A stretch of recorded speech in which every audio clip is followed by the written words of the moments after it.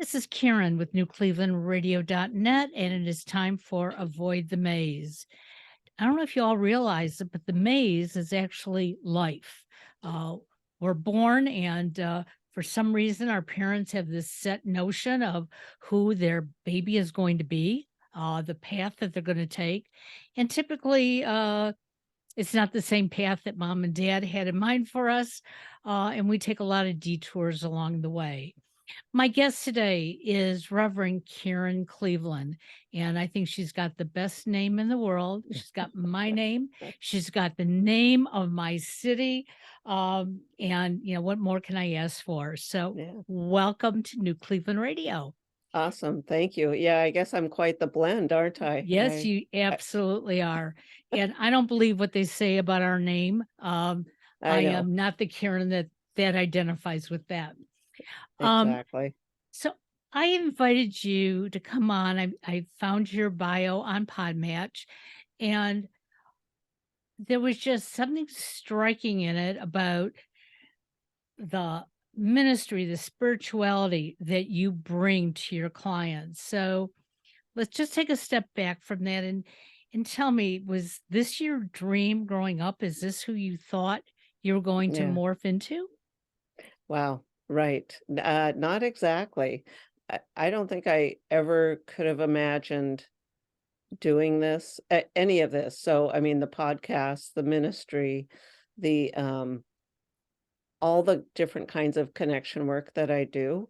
So I was raised in a Catholic house and my dad was a Catholic deacon. So I did have the a minister type person in my house. But at the time I had no desire. We weren't spiritual by any means in the family.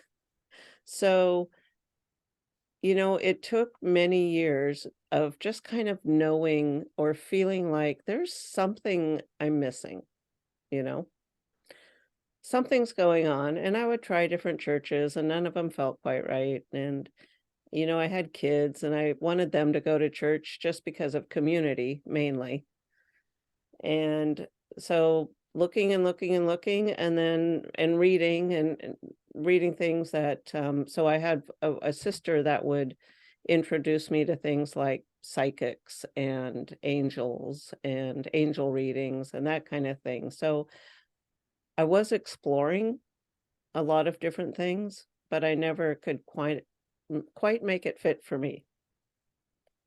It's And Yeah, and it's interesting. There's always somebody around us who offers us something that is more on their path than ours, mhm, hoping that we'll latch on.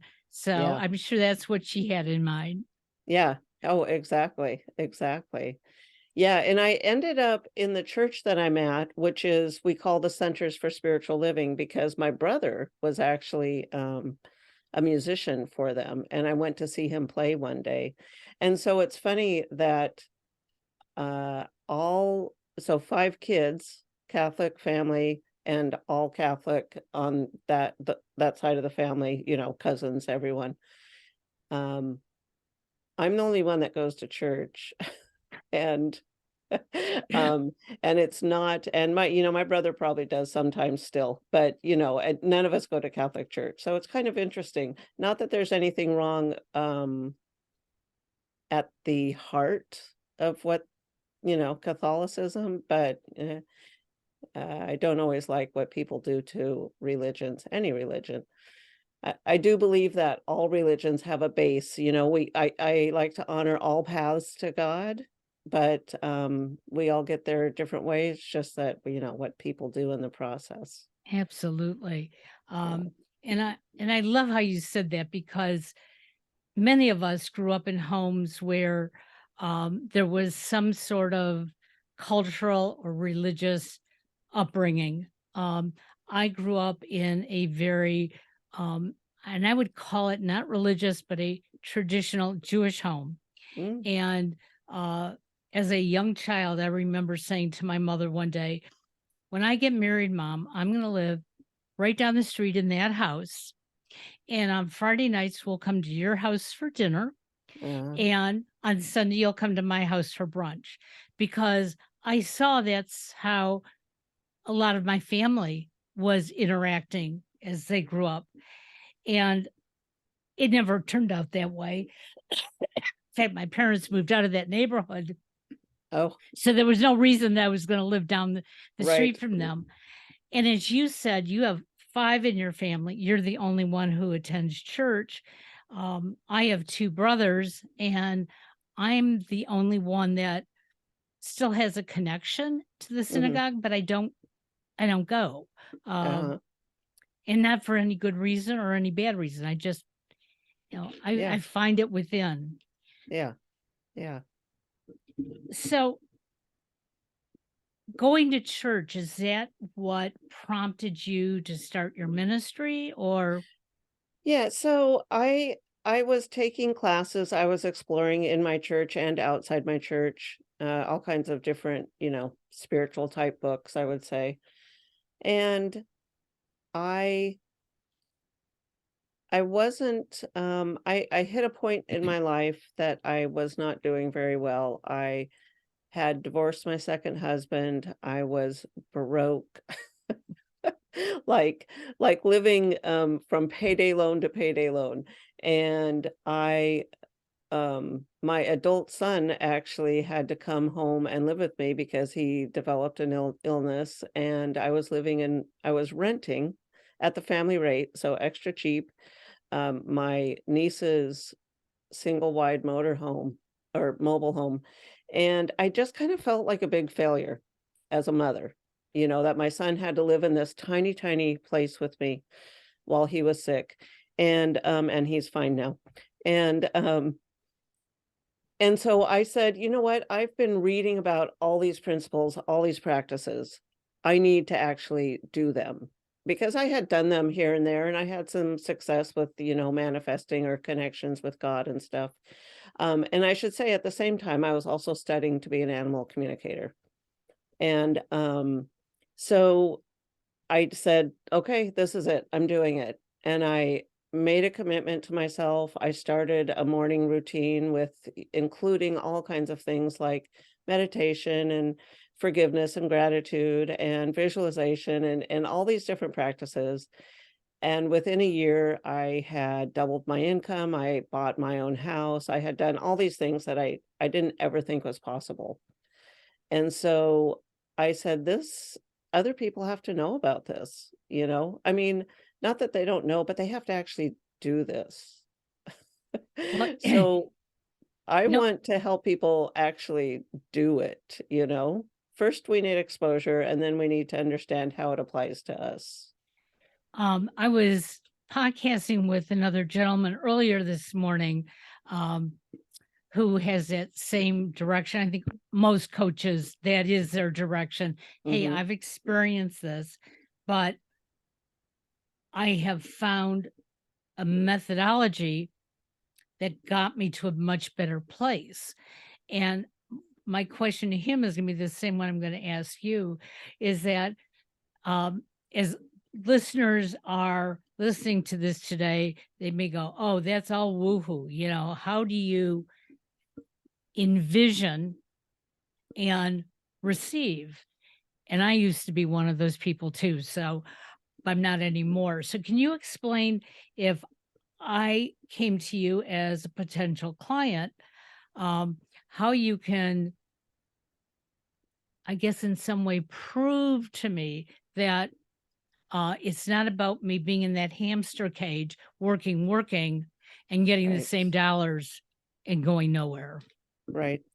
I think I would start with some like what if statements, maybe, and and see if we could get to where the dreams used to live inside the soul or still live, but maybe don't pay attention to. And I think that's one of the big things is getting back in touch with what is it that really does satisfy us, because that hamster wheel probably doesn't satisfy us very much. So that's one of the first things is getting back in touch, paying attention to our emotions, I guess is first. So I actually follow, just so I can remember it when I'm talking about it, I call it an evolve process. So first is actually paying attention to our emotions and does this feel good when I do this, or it doesn't feel good when I do this? And what feels good, and do I feel fear? Do I feel anxiety? Am I just complacent and I don't want to do it? It, but I think we really need to pay attention to our body and how it feels. And then, okay, if it doesn't feel good, what does feel good? What felt good? What were the dreams we had? What do we want to do? And then why aren't we there? What are the lies we're telling ourselves? The untruths, the stories. Why aren't we there? Such And a so I'd good, propose to you yeah. then, once we're at that point, it's like, what if you were? You know, what would that be like? You And know, I love that comment, the lies we tell ourselves. Uh, Before I started doing this full time, I was working in corporate America at a college. I was helping students figure out the path that was best for them. Um, my bosses didn't like what I did because there were a number of students that I recommended that this wasn't the right path just ah, by asking those what if questions. yeah, Um, and I loved what I did because even those individuals would come back and see me a year or so later and say, you know what? You asking me those questions, I saw a whole new world. This is what I'm doing now. And that was great success for me. But the that's college, fantastic. was like, you lost their tuition. So I had to leave because every Friday we would be in a group setting and they would ask us a different week weekly question, and sometimes was, what is your favorite food? What is your favorite music?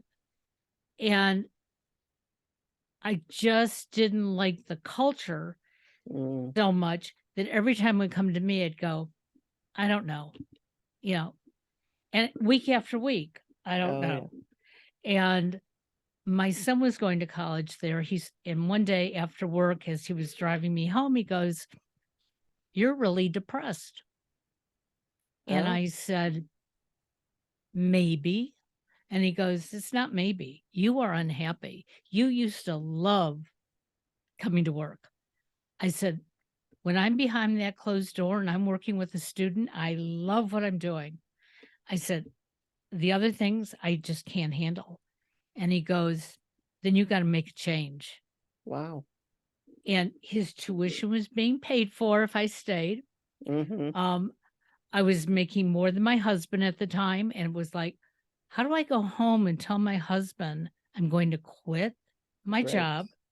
Now we're going to have tuition to pay, and we're not going to have my salary. And it took me about 6 months to finally confront him. And he looked at me, he goes, "Well, it's about time." Oh, man. Wow. So everybody around me was noticing what I was going through. Um, but it was a dear friend who was coaching who said to me, "So what is it that you want to do?" And for weeks, my answer was, "I don't know. I don't know." And then I was offered an opportunity to blog for a company. Mm, I knew nothing about them, didn't know their culture, had to learn it. But they told me I had free will in my writing. hmm. And that's where it really started for me because I was researching and sharing and knowing that there was probably at least one reader that was getting Right. something out of it. Right. Yeah. That's that's fantastic, though. I mean, all those students you helped. And, some of the parents might not have been happy either. Yeah. I got a few But calls. Yeah. but, I mean, that's life's work right there. It didn't work in the place you were doing it, but that's fantastic. Good for you. So I'm glad to hear that your son recovered. Yeah. That was wonderful. Um, was it the fact that you were living in this small rented space. It wasn't really where you wanted to be. Um, Maybe you felt that you weren't taking as good care of your son as you would have if you would have had a nicer place. Was it all those things that finally said, "Hey, I gotta get out of this"? It was, and I felt like life had control over me. Like it was just happening to me, and I was just bouncing from one problem to the next. I just felt like, you know what?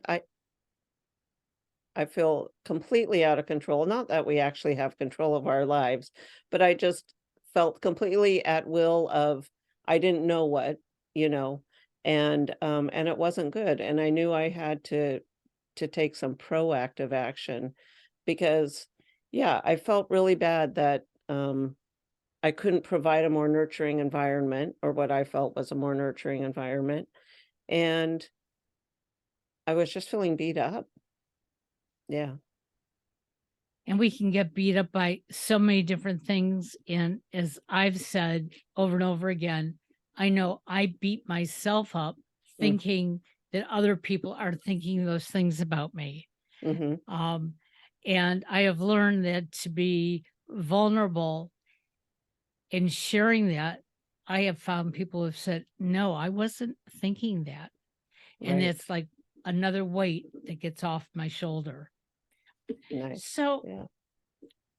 tell me about, how do clients find you? I mean, I'm sure you don't have a big sign on the corner that says spiritual um, healer, or so how do they find you and I how do they don't, but every time I drive past one of those signs, I think, now what are they doing in there anyway? What should I actually we have somebody maybe about a mile up the street. They live off of a main road, and big sign, spiritual healer, and the parking lot is always full. So, Oh, I have no idea. I've thought about walking in there, but, yeah, you know, yeah, I'm a little bit nervous. yeah. So, the way people find me, lots of different ways, mostly word of mouth, and now some podcasts too, as I've started, I have my own, and then as I've started being on other podcasts, it's not a huge part of the business, but so I mentioned I was also doing animal communication, and it turns out a lot of people that took my classes or that were my clients as an animal communicator are also interested in this. So I mean, not a lot, but I have some people that come to me through through newsletters, that kind of thing. And I have my own personal ministry, but I also belong to a Seattle church and I teach a lot of classes for them. A lot of financial classes, especially. So, those are always widely advertised. And, the pandemic for those of us that are online, has really benefited us to some degree Yes. because, um, people have gotten used to it. Now, I am doing some in-person classes coming up in the next year, but it's so easy now to just hop on Well a Zoom and teach a class or talk to a client or, anywhere in the world. and I think the best thing that I have found that came out of the pandemic was people are not as afraid to get on, whether it be Zoom or Team or Yeah, even a FaceTime.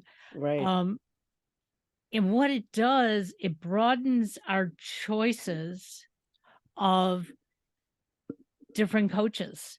You know, Yeah, if yeah, if it was going to be a one-on-one, then I'd be looking in and around my community, uh, and then I'm driving there and driving back, and a lot of us are getting, do I have to put all those miles on my car?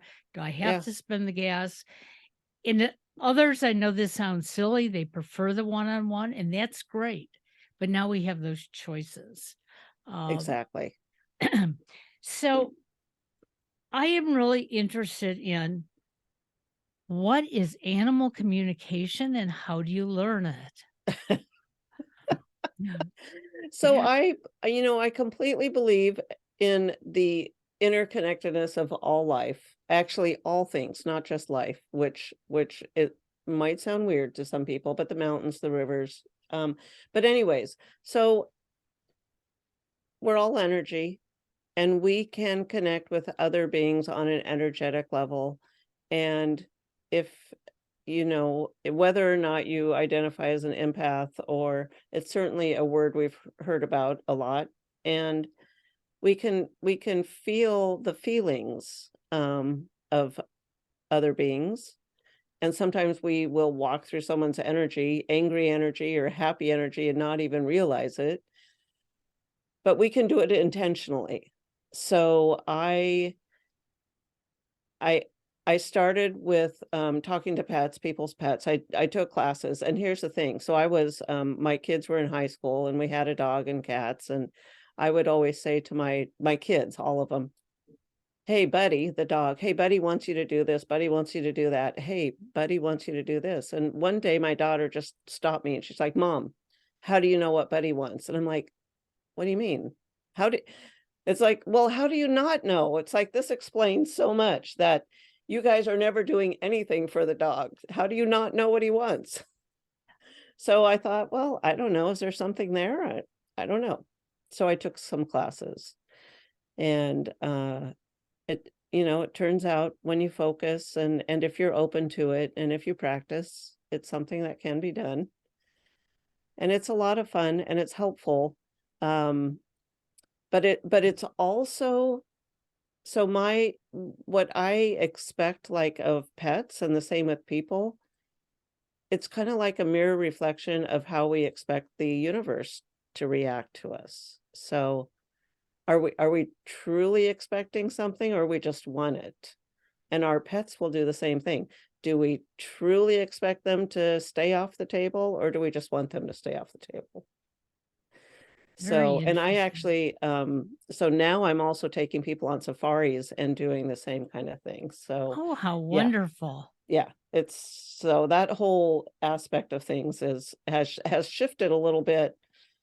So when I did my work, the event that led to the big, I call it my big transformation, when I bought my house and everything, I also went to on safari for the first time. And I had no idea it was going to transform everything, the trajectory of my life, that I now take people on safari, and that I actually met a man on safari and, remarried and, lived happily ever after. But um so yeah, there's connections, and there's a lot of studies. Rupert Sheldrake does studies about dogs that know when their owners are coming home. It's fascinating information.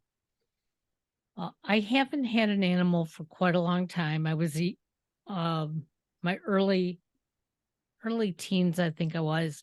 Um, but it's interesting because I don't think we thought of the fact that we sort of knew what the dog wanted. Uh-huh. Um, but there were 5 of us in the household, and, um, all 5 of us would even say, his name was Ruach, and we'd say, you know, "Ru Ruach needs to eat." And my mother would say, "Well, didn't you feed him earlier?" And I'd go, "No, forgot to."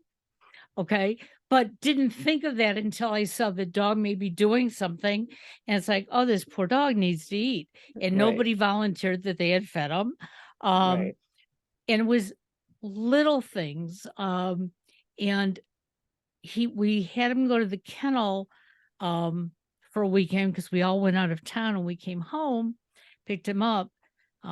He had picked up some sort of disease at the Oh, kennel, and we didn't know it right away, yeah.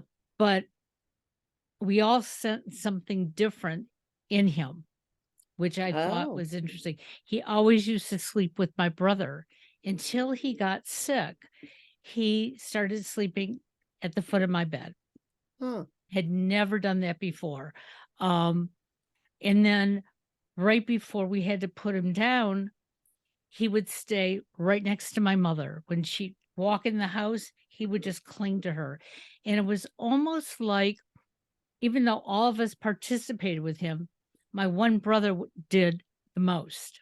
Mm, And it was almost like he had to get to know all of us before his time was up. interesting. Oh, wow. So I do believe that we have those connections. I'm sad that in school, we don't teach the fact that we are energy Right. Yeah. because, we all think, oh, this is who I am. I have my emotions. They have nothing to do with anybody else, but they do. Yeah. And even if we don't say them out loud, Yeah. we can feel them. Um, I can always tell when my one son is going to call me. Now, he calls me numerous times during the day, Yeah. but even before the phone rings, Yeah. and I'll go, oh my gosh, he knows I'm working, and I'll see it pop up. Yeah. Um, but I also get the feeling when that happens, when he really has to talk to me. Uh-huh. And so I know that as soon as I am done with the show, I have to go call him. And Right. so there is energy in this world. Yeah. Yeah. What do you said your biggest transformation was when you were able to buy your own home. Okay. Was that really on your compass path that this is what I'm going to do to start my life and build it? Um, well, part of it. So I think one of the reasons is I attribute it as such a major milestone for me is that I fully believed I could never do it as a single woman. And I had all these beliefs about it too expensive, bad credit score, no, what do they call it? Down payment. I had all these beliefs about why I could not do it.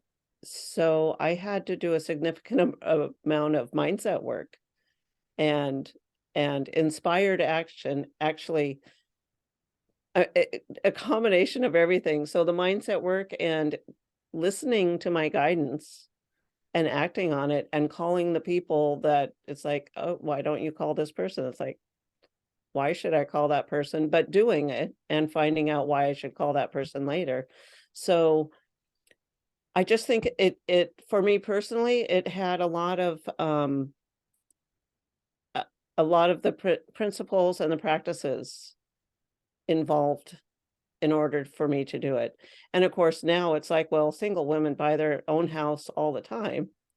But, for somehow it just seemed way too overwhelming to me that I'd never be able to do something like that. Well, it's interesting because somebody brought up to me not too long ago, because I was born in the 50s, and they said, do you know women couldn't have their own credit cards till late in the 60s? And I thought, no, my mother had credit cards. And then I thought about it. They all had my dad's name on it. Yeah. Yeah. And it's like I never had put it together. And they said, yeah, it was in the late 60s. And my mother, I realized, didn't open up her own first credit card till the 80s. Wow. So, um, you It know, it women was can do, amazing. yeah, and women can do things. But again, that's that mindset that maybe Mhm. we were brought up with. Right. Um, and, you know, we can't blame people for telling us something in the past Right. because that was their truth. Right. Um, Exactly. and so, one of the things that I truly have learned in coaching, never learned it in therapy. In therapy, I could blame my mother, blame my father, whoever. Um, but I realized that blaming has nothing to do with it. It makes it worse. Yeah. What the best way to move forward is to pick yourself up and take Yeah. one step. And, even the most depressed individual, if we can get you to stand up out of that chair, off that couch, out of bed, you've made the movement to move forward. Right. Uh, So your clients now are a combination of individuals who are connecting with either nature, um, and more so with themselves. So how do they find you? I mean, I know you're teaching classes, okay, and you have a podcast, but there are so many podcasts out there. Oh, yeah. Um, Yeah. and that's one of the things that, I don't even worry about anymore. It's like, if you tune in, that's wonderful. If you don't, I get something out of it. Uh, Right. but what is the best way for somebody to find you? So, on the interwebs, as they say, I do have well, I'm active on Facebook, a little bit on IG at Rev Karen Cleveland. So revkarencleveland.com, Facebook/ Rev Karen Cleveland, or I think that's how it is. So I am out there quite a bit. I have a big page, Rev Karen Cleveland page, where I do some promos, of course, podcast promos, but I do a lot of some of the affirmative type prayers and just some helpful hits. I actually have a little group that just or accidentally started for an abundance and prosperity group, just sharing practices or motivation about, the next step, what's going to motivate you to take action today or to be grateful today or what are you grateful for? So, yeah, but my website is where information is at, revkarencleveland.com that has what I have upcoming. It's not always up to date, but it's mostly up to date. Well, keeping things up to date is very difficult in today's world. Yeah.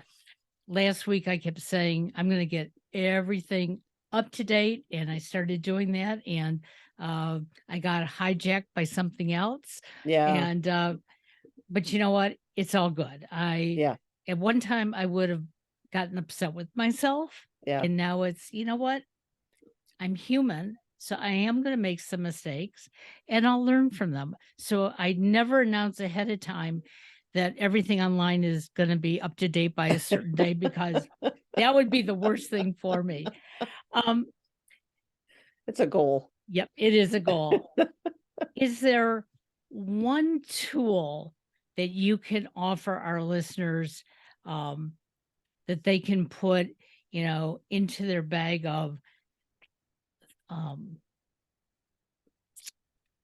that's going to help them move forward? I think so. Yeah. Because we're energy and what we want is probably vibrating at a different energy than where we're at. And if it was lower than us, we wouldn't want it. We've already been there. So it's going to be a higher thing. And the way we need to get there is through joy, happiness, laughter. So I recommend that everyone starts any kind of practice, a meditation practice, a visualization practice, gratitudes, anything. Start it with 20 seconds of joy. And I teach this by bringing to mind, and so having a list of things is good, of what just makes you laugh when you think of it, an event you had with friends, or sometimes I use my dog because when he doesn't want to take a bath, or with just what is anything, food, music, movie, doesn't matter what it was, anything that makes you laugh, and just hold that feeling for just 20 seconds, and that will like kickstart you into that upper vibration just to help you move forward faster. Well, now I understand why my brothers and I always woke up with a smile, because my father, when he was getting ready for work, the first thing he'd do is look in the mirror in the bathroom and he'd bellow, "Good morning, handsome." And it woke us all up. And we would laugh. Yeah. And I didn't realize how much I missed that Yeah. until about a year ago. I was sharing that on a podcast and I thought, you know, none of us woke up cranky. We would Ah, wake up thinking we were cranky because he woke us up, yeah, yeah, but it was like, well, like, aren't you a little bit conceited, Dad? yeah. But he always said to us, look at, if you don't think highly of yourself, nobody else will.